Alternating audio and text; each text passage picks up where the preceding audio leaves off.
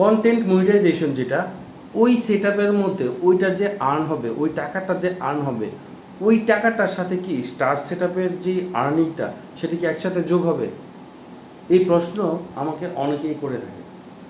আমি আজকে এটা ক্লিয়ার করে দিচ্ছি। বন্ধুরা, আপনার যে স্টারের টাকা যখন আপনার 100-তে পৌঁছাবে, 100টা স্টার, তখন আপনি ওই স্টারের টাকাটা উঠাতে পারবেন।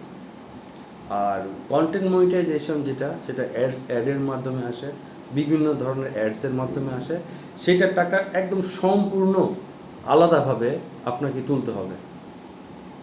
সো আমরা কি আজকে বুঝলাম, স্টারের যে অ্যামাউন্টটা সেটা আলাদা, কন্টেন্ট মনিটাইজেশনের যে অ্যামাউন্টটা সেটা হচ্ছে আলাদা। দুইটা কিন্তু একসাথে একই জায়গায় জমা হবে না। ধন্যবাদ, পাশে থাকবেন।